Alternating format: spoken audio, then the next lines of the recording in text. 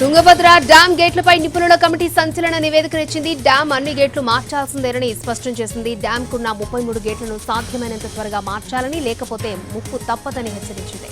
Dam గేట్ల జీవితకాలం 45 ఏళ్లైనా 70 ఏళ్లు పనిచేశాయని కమిటీ నివేదికలో పేర్కొంది. ఆగస్టులో తుంగభద్ర ప్రాజెక్టు 19వ గేటు కొట్టుకుపోయింది. దీంతో చాలా నీరు వృధాగా పోయింది. అధికారులు కష్టపడి తాత్కాలిక గేట్లను ఏర్పాటు చేశారు. సిడబ్ల్యూసీ మాజీ చైర్మన్ ఏకే బజాజ్ నేతృత్వంలోని నిపుణుల బృందం ప్రాజెక్టుని పరిశీలించింది. దానిపై కేంద్రానికి నివేదికను అందించింది. తుంగభద్ర ప్రాజెక్టుకు 70 ఏళ్ల క్రితం గేట్లు ఏర్పాటు చేశారు. 25 ఏళ్ల క్రితమే వాటిని మార్చాలి, కానీ తాత్కాలిక రిపేర్లతో నెట్టుకొస్తున్నారు. ఇప్పుడు వాటన్నింటినీ మార్చాల్సిందేనని తేల్చి చెప్పింది.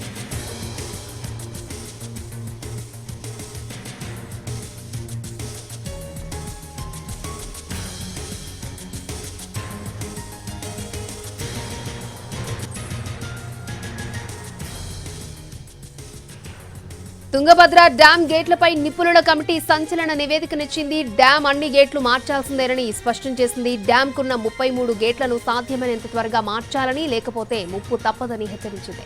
డ్యాం గేట్ల జీవితకాలం 45 ఏళ్లైనా 70 ఏళ్లు పనిచేశాయని కమిటీ నివేదికలో పేర్కొంది. ఆగస్టులో తుంగభద్ర ప్రాజెక్టు 19వ గేటు కొట్టుకుపోయింది. దీంతో చాలా నీరు వృధాగా పోయింది. అధికారులు కష్టపడి తాత్కాలిక గేట్లను ఏర్పాటు చేశారు. సిడబ్ల్యూసీ మాజీ చైర్మన్ ఏకే బజాజ్ నేతృత్వంలోని నిపుణుల బృందం ప్రాజెక్టుని పరిశీలించింది. దానిపై కేంద్రానికి నివేదికను అందించింది. తుంగభద్ర ప్రాజెక్టుకు 70 ఏళ్ల క్రితం గేట్లు ఏర్పాటు చేశారు.